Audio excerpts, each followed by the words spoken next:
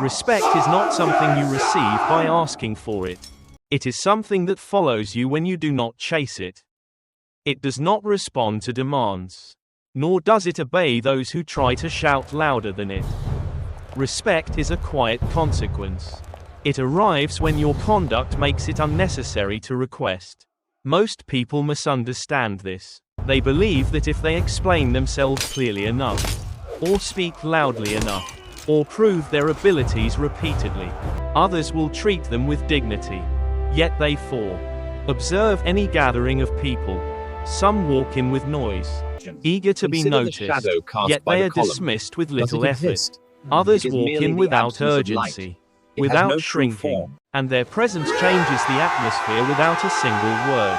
They do not bend their shoulders to make themselves smaller. They do not rush, as though they fear being seen without permission. They do not hurry to speak, to prove, or to defend. They take their place as though they already know they belong there. And without announcing anything, they are acknowledged. It is not arrogance, but certainty, not self-promotion, but self-possession. If you believe respect is given to those who demand it, consider how you respond to those who demand things from you. Do you not resist? Do you not find it easier to reject someone who insists they are important than someone who behaves as though they do not need your approval? The more a person begs for acknowledgement, the more quickly others feel permitted to deny them. The more you explain yourself to every minor critic, the more you silently agree that they have authority over. The world does not evaluate you after hearing your reasons. It evaluates you the moment you appear. Long before you speak, before you try to impress, before you attempt to justify anything, others read the way you carry yourself. Not because they are cruel, but because human beings are trained by life to recognize who respects themselves and who does not. You do not need to prove your worth to be worthy. You only need not behave as though you doubt it. When you doubt yourself, others learn how to treat you by watching how you treat yourself. So when you enter a room, do not rush. Rushing suggests fear. Take your time, not because slowness is dramatic, but because slowness is a sign of someone who is not threatened by the presence of others. Let your shoulders rest. Do not tighten your face as if bracing against the world. Walk in as if you have as much right to the moment as any other person. Neither more nor less. And when someone looks at you, do not avoid their eyes, nor try to dominate them. Acknowledge their presence with calm clarity, as if saying without words, I am here. And I do not apologize for it. This is not a performance. It is the absence of performance. If someone interrupts you when you are speaking, the interruption is not an attack on your intelligence. It is a test of your self-command. If you become flustered and rush to finish, you confirm their assumption that your voice can be overridden.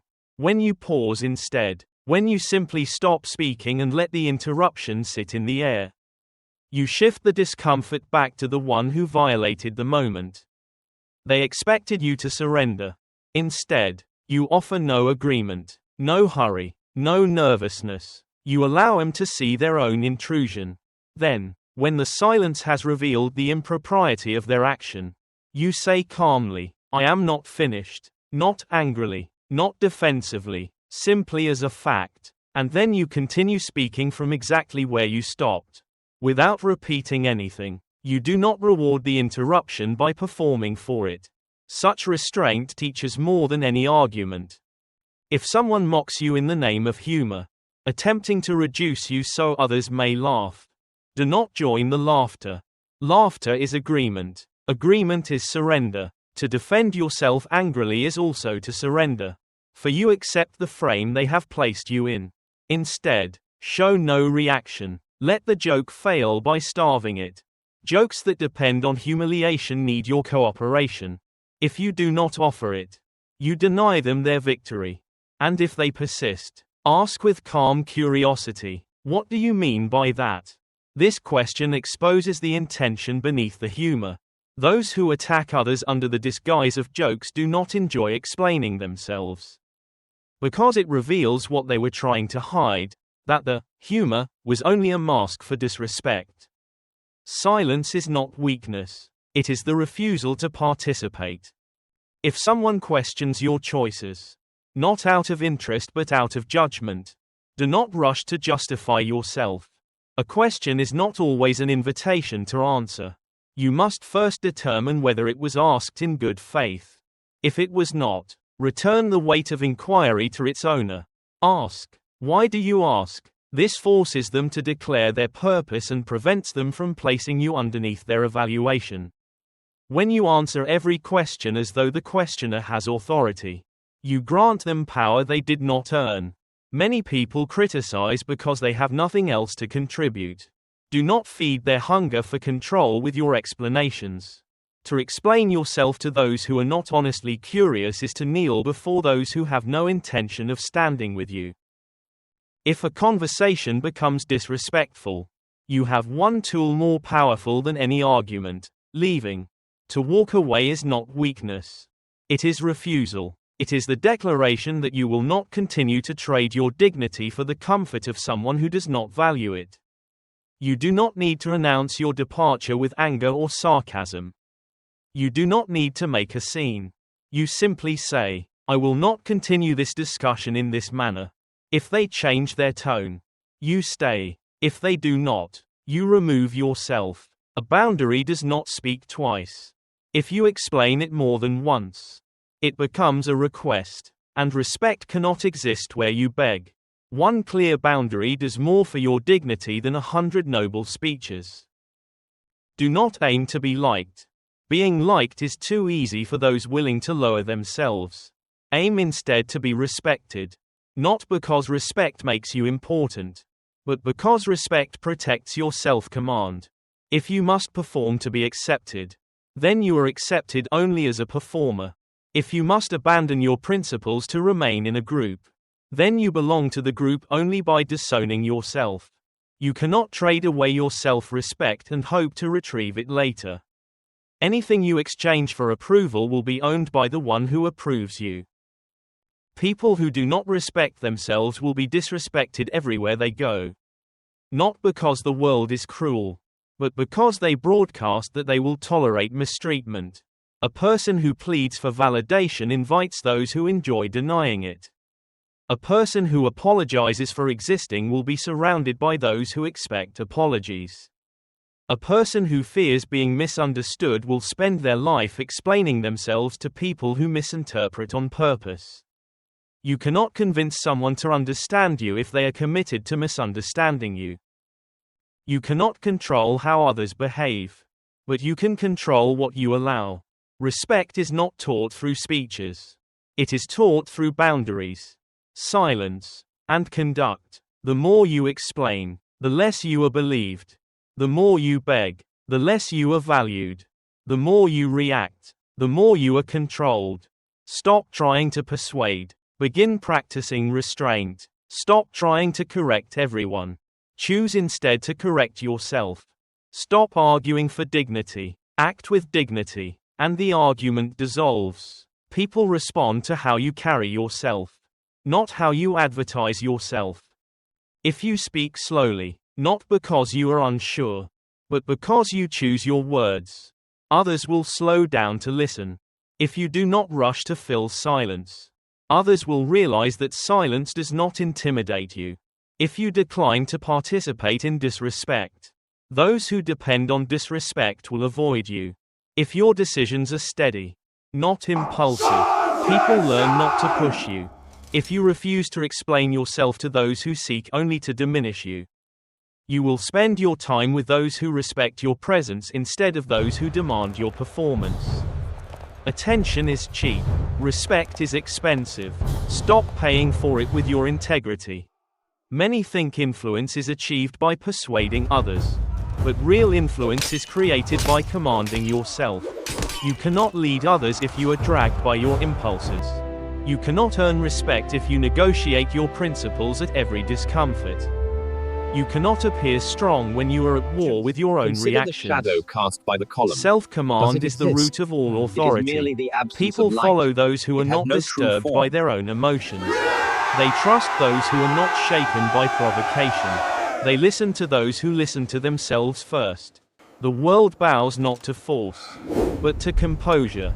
Do not strive to control how others speak to you. Strive to control whether you stay long enough to hear it. Do not attempt to change the attitudes of the arrogant. Choose instead to remove yourself from their company. Do not hope that disrespectful people will one day see your value. Value yourself enough not to wait. The more self-respect you have, the fewer explanations you offer, the more clarity you possess, the fewer arguments you need, the more boundaries you uphold, the fewer apologies you make. Dignity is not a request. It is the refusal to be anything less than responsible for yourself. A person becomes powerful not by overpowering others, but by refusing to be overpowered by their own insecurities. Strength is not expressed in force, but in restraint. Courage is not loud, it is steady. Authority is not found in domination, but in self-possession. The one who rushes to prove themselves advertises their doubt. The one who waits for the right moment, who chooses words with intention, who walks away rather than wrestle for validation, this person commands respect even in silence. Confidence is not the absence of humility. It is humility without self-diminishment.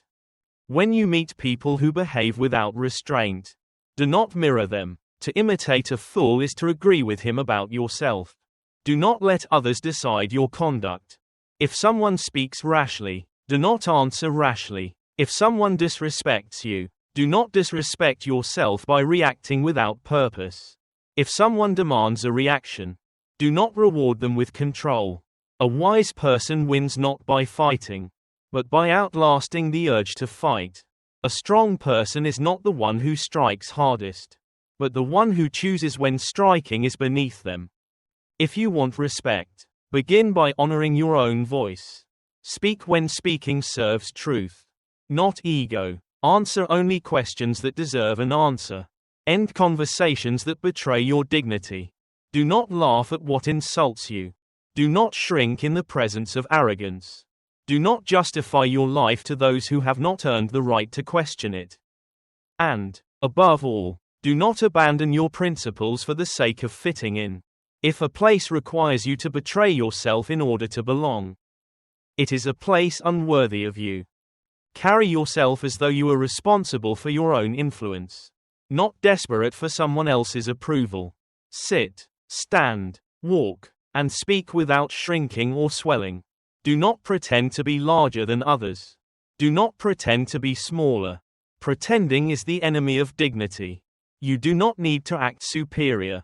You only need not act inferior. Respect grows in the soil of self-respect. If you are careless with your own voice, do not expect others to handle it with care. Many people weaken themselves without realizing it. They speak too quickly, as if racing against time to justify their existence. They laugh at jokes that diminish them because they fear being excluded. They apologize for thoughts that have harmed no one. They explain choices that require no permission.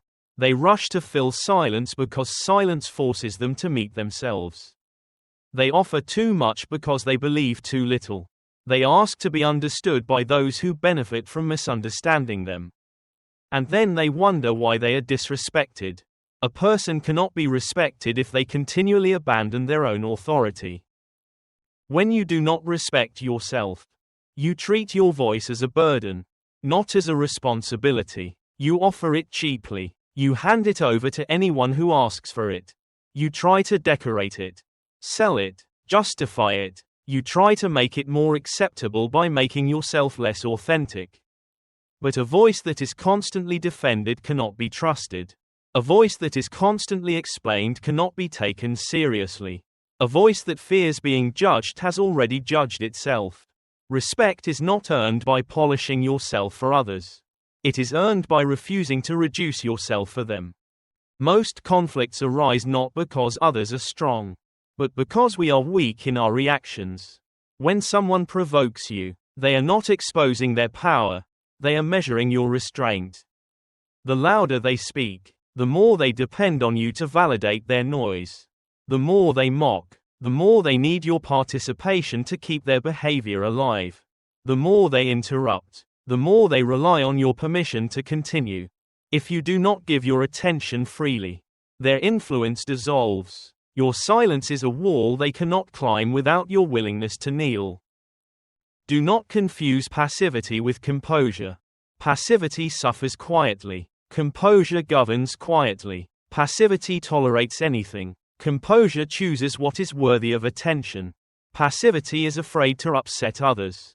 Composure is unafraid to protect itself. To be composed does not mean to be agreeable. It means to be unshaken by the pettiness around you.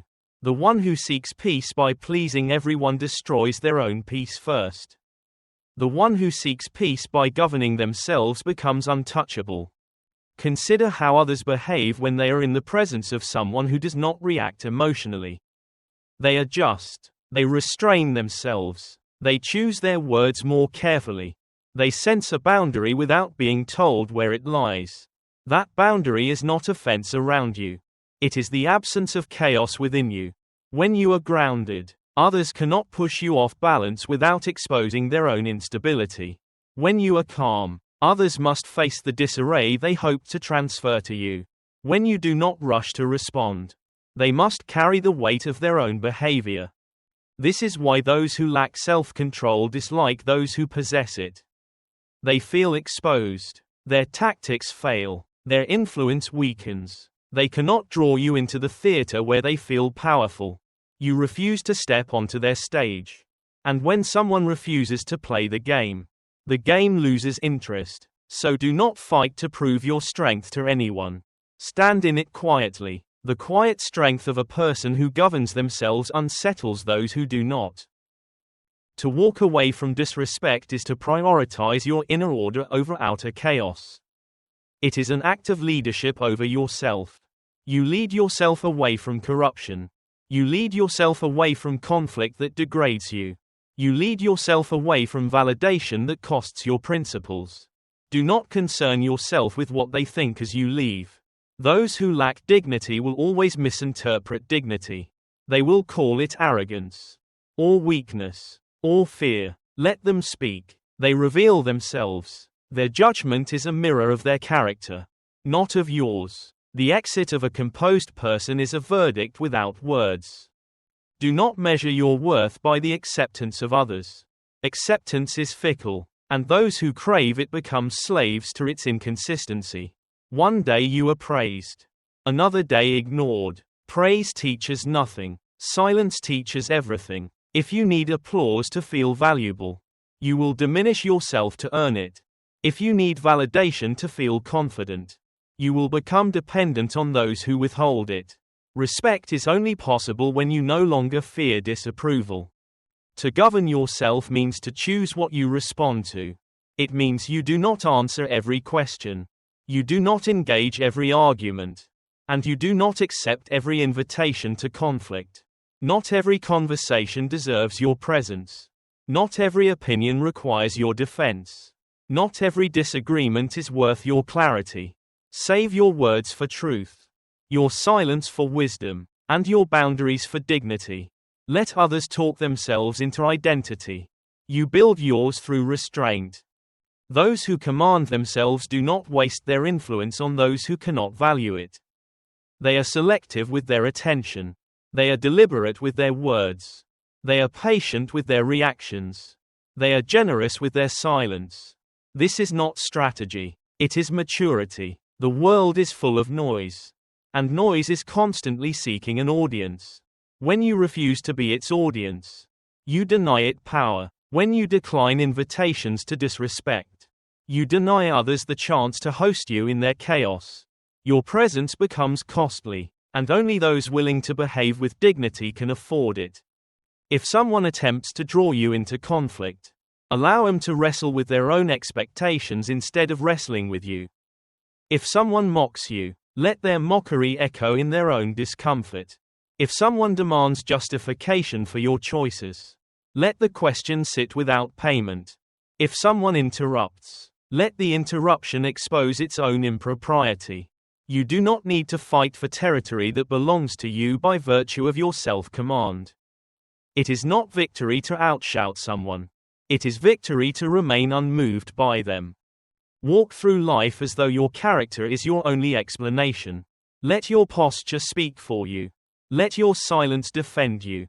Let your decisions announce your values. Let your boundaries express your worth. Let your calm reveal your authority. And let your refusal to betray yourself be the loudest message you ever deliver. Respect does not need to be demanded when a person lives in a way that makes disrespect impossible.